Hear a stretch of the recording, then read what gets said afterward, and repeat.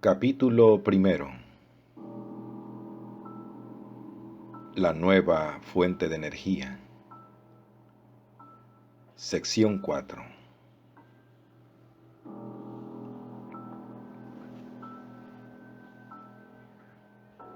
Había una cierta verdad en la afirmación de Holstein, de que la ley fue cientos de años viejo.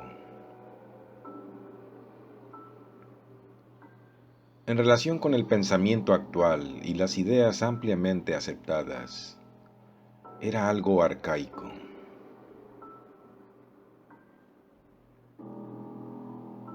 Si bien casi todo el material y los métodos de vida habían cambiado rápidamente y estaban ahora cambiando aún más rápidamente, los tribunales de justicia y las legislaturas del mundo estaban luchando desesperadamente para satisfacer las demandas modernas con dispositivos y procedimientos, concepciones de derechos y propiedad y autoridad y obligación que datan de groseros compromisos de tiempos relativamente bárbaros.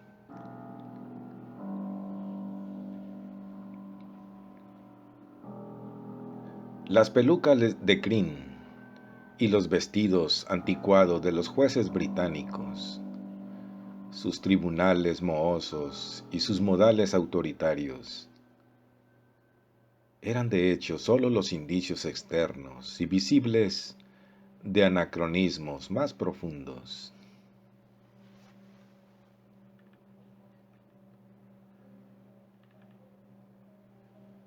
La organización política y legal de la Tierra a mediados del siglo XX era de hecho en todas partes como una prenda complicada, gastada pero fuerte, que ahora encadenaba al cuerpo gobernante que una vez había protegido.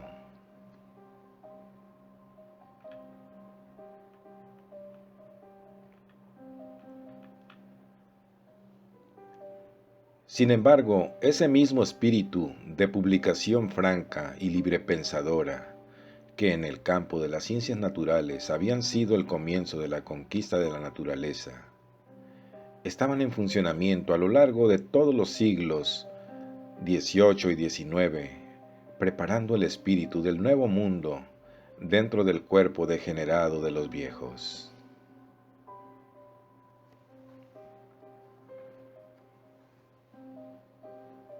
La idea de una mayor subordinación de intereses individuales e instituciones establecidas hasta el futuro colectivo es rastreable cada vez más claramente en la literatura de aquellos tiempos, y movimientos tras movimientos se preocupó en la crítica y la oposición a este aspecto primero y luego al de la orden legal, social y política.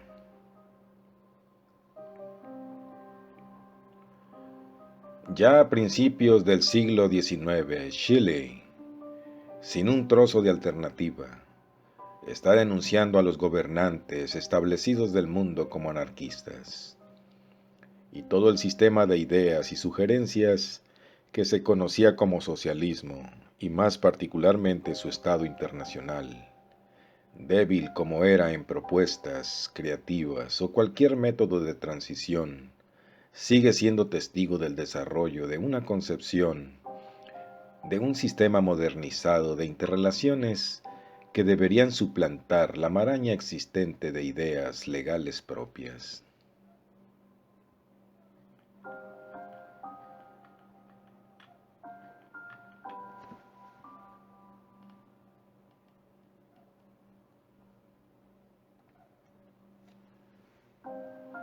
La palabra sociología fue inventada por Herbert Spencer, un escritor popular en sujetos filosóficos, que florecieron a mediados del siglo XIX.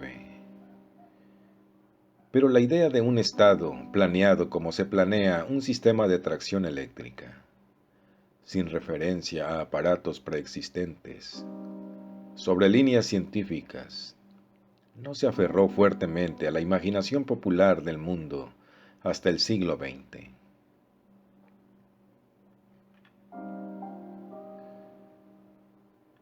Entonces la creciente impaciencia del pueblo estadounidense con el monstruoso y socialmente paralizante sistema de partidos que habían surgido de sus absurdos arreglos electorales llevaron a la aparición de lo que llegó a ser llamado el movimiento del Estado moderno, y una galaxia de escritores brillantes en América, Europa y Oriente conmovieron al mundo a la idea de reordenamientos más audaces de interacción social, propiedad, empleo, educación y gobierno, que nunca antes se había contemplado.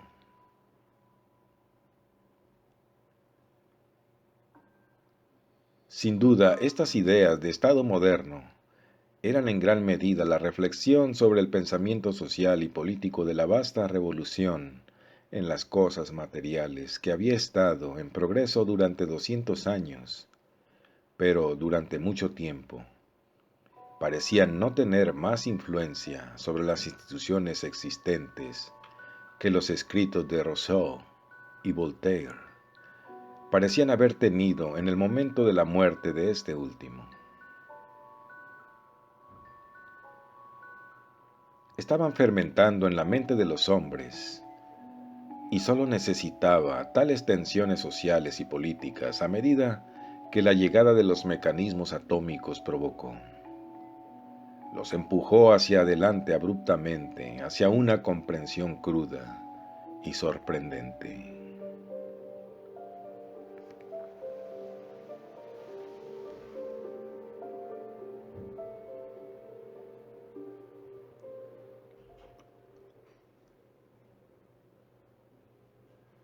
Sección 5.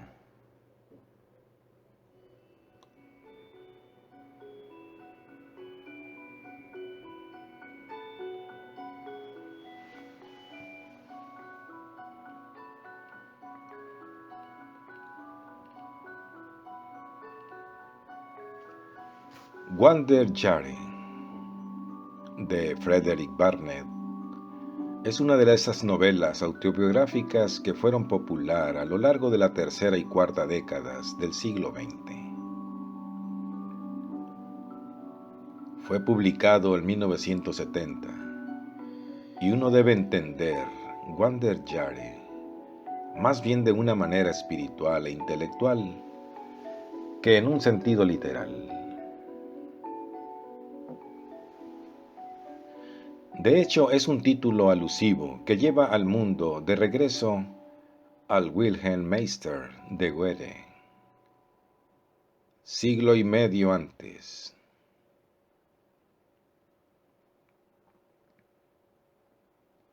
Su autor, Frederick Barnett, ofrece una minuciosa y curiosa historia de su vida e ideas entre su 19º y su 23º cumpleaños. No era ni muy original ni un hombre muy brillante, pero tenía un truco de escritura circunstancial. Y aunque no un retrato auténtico, iba a sobrevivir para la información de la posteridad. Traiciona por una partitura de frases casuales que era bajo, robusto, inclinado a ser regordete, con una cara y ojos azules llenos, más bien proyectados. Perteneció hasta la debacle financiera de 1956 a la clase de gente bastante próspera. Era un estudiante en Londres. Aeroplaneó a Italia y luego hizo un recorrido peatonal desde Génova a Roma. Cruzó en el aire a Grecia y Egipto y regresó sobre los Balcanes y Alemania. Su fortuna familiar, que se invirtieron en gran parte en acciones bancarias, minas de carbón y propiedades inmobiliarias, fueron destruidos. Reducido a la miseria, buscó ganarse la vida. Sufrió muchas dificultades y luego fue atrapado por la guerra y tuvo un año de soldado, primero como un oficial en la infantería inglesa y luego en el ejército de pacificación. Su libro lo dice todo, estas cosas tan simple y al mismo tiempo tan explícitamente, que sigue siendo, por así decirlo, un ojo por el cual las generaciones futuras pueden tener al menos la visión de un hombre de los años del gran cambio.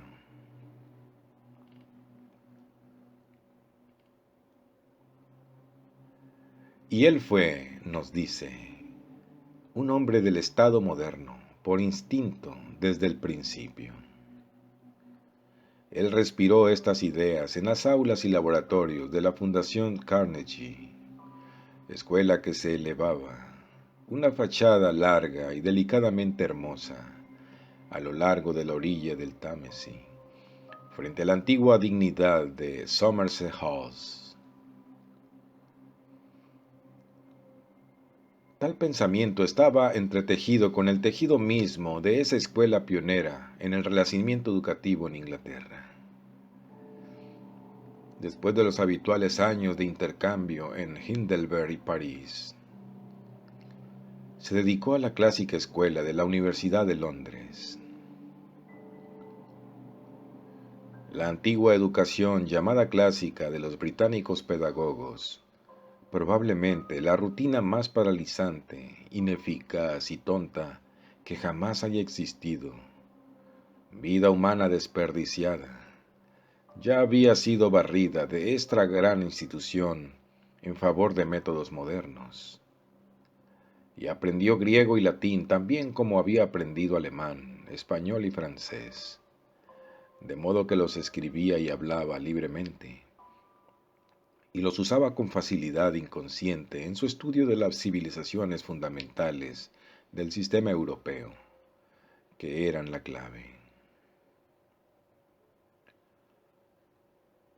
Este cambio era aún tan reciente que menciona un encuentro en Roma con un don de Oxford, que hablaba latín con acento de Whitchurch y manifiesta malestar. Escribía letras griegas con la lengua fuera y parecía pensar oración griega en encanto cuando era una cita y una incorrección cuando no lo era.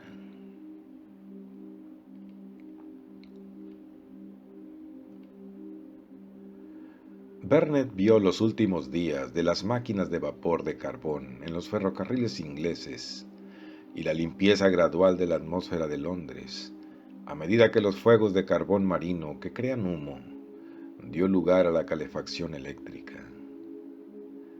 El edificio de laboratorios en Kensington todavía estaba en progreso y participó en los disturbios de los estudiantes que retrasaron la eliminación del monumento Albert. Llevaba una pancarta con "Nos gustan las estatuas divertidas" en un lado y en el otro "Asientos y marquesinas para estatuas".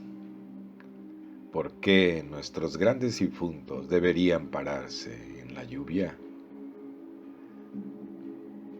Aprendió la aviación bastante atlética de aquellos días en los terrenos de la Universidad de Sydenham y fue multado por sobrevolar la nueva prisión para difamadores políticos en Wormwood Scrubs, de una manera calculada para regocijar a los prisioneros mientras el ejercicio.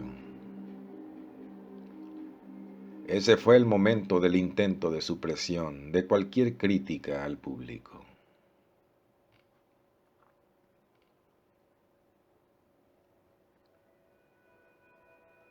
La judicatura y el lugar estaba abarrotado de periodistas que se habían atrevido a llamar atención a la demencia del presidente del Tribunal Supremo, Abrahams. Barnett no era muy buen aviador. Confiesa que siempre le tuvo un poco de miedo a su máquina. Había excelentes razones para que todos tengan miedo de esos primeros tipos torpes y nunca de intento de descensos empinados o vuelos muy altos. Él también registra.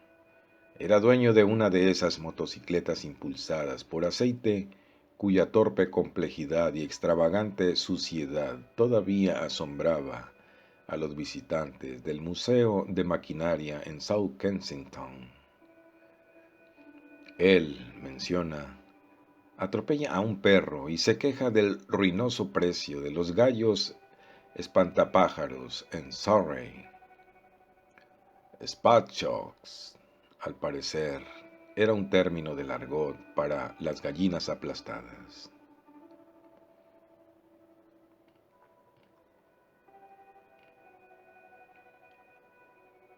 Aprobó los exámenes necesarios para reducir al mínimo su servicio militar,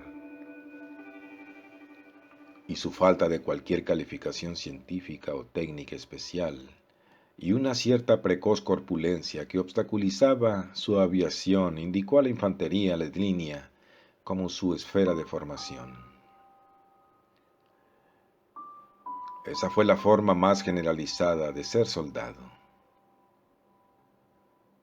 El desarrollo de la teoría de la guerra había sido durante algunas décadas, pero poco asistido por ninguna práctica experiencia. ¿Qué combates se habían producido en los últimos años? ¿Habían sido combates en menor o menor grado?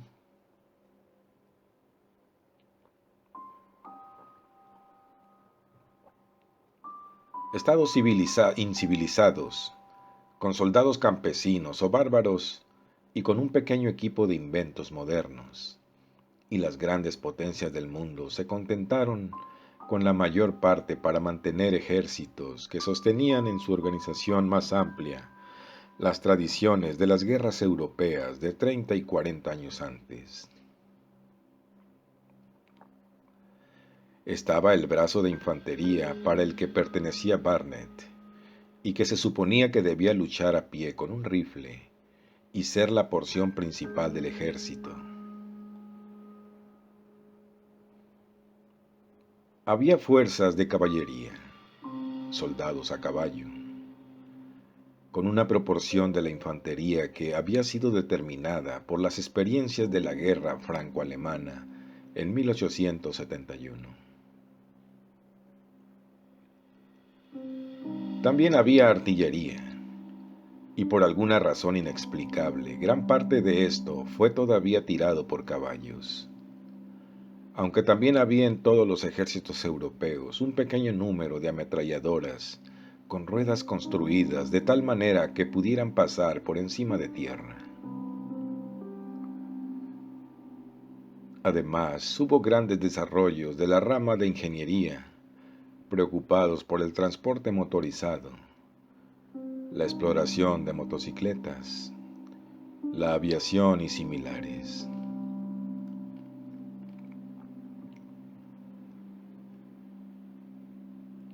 No se había buscado ninguna inteligencia de primera clase para especializarse y resolver el problema de la guerra con los nuevos aparatos y en las condiciones modernas. Pero una sucesión de hábiles juristas, Lord Halton, el presidente del Tribunal Supremo Briggs, y el muy hábil Keynes, el abogado Philbrick, había reconstruido el ejército con frecuencia y a fondo, y lo había colocado por fin con la adopción del Servicio Nacional sobre una base que habría parecido muy imponente para el público de 1900.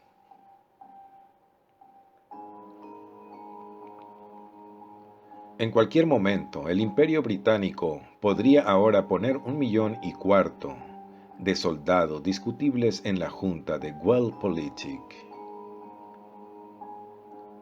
Las tradiciones de Japón y los ejércitos de Europa Central eran más principescas y menos forense. Los chinos todavía se negaban resueltamente a convertirse en una potencia militar, y mantuvo un pequeño ejército permanente según el modelo estadounidense que se dijo en la medida en que fue para ser altamente eficiente, y Rusia aseguraba por una administración estricta contra crítica interna. Apenas había alterado el diseño de un uniforme o la organización de una batería desde las primeras décadas del siglo. La opinión de Barnett sobre su ejército. La formación era manifiestamente pobre. Sus ideas del Estado moderno lo inclinaban a considerarlo como un aburrimiento, y su sentido común lo condenó como inútil. Además, su hábito corporal lo hacía particularmente sensible a las fatigas y las dificultades del servicio.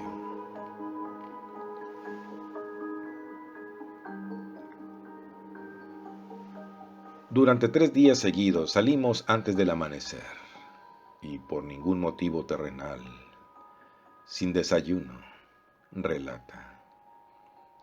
Supongo que es para mostrarnos que cuando el día viene, lo primero que va a hacer es ponernos totalmente incómodos y podridos. Nosotros entonces, procedió a Crispell, de acuerdo con las misteriosas ideas de los que tenían autoridad sobre nosotros.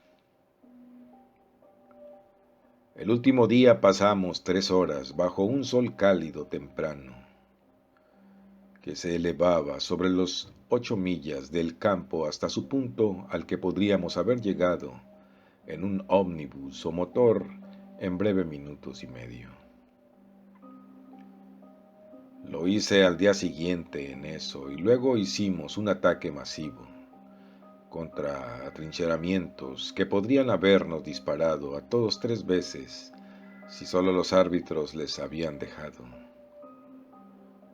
Luego vino un pequeño ejercicio de bayoneta, pero dudo que sea lo suficientemente bárbaro clavar este largo cuchillo en cualquier cosa viviente. De todos modos, en esta batalla no debería haber tenido una oportunidad, suponiendo que por algún milagro no me hubieran disparado 3 veces. Cuando llegué a las trincheras, estaba demasiado caliente y exhausto para levantar mi rifle bestial. Fueron esos otros los que habrían comenzado a pegar.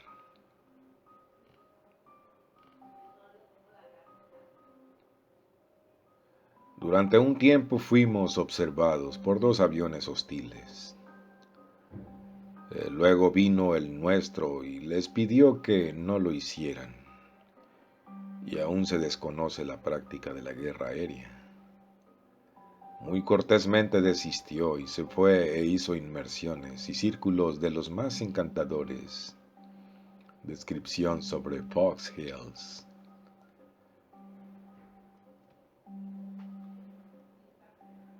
Todos los relatos de Barnett sobre su entrenamiento militar estaban escritos en el mismo tono medio despectivo y medio protestante.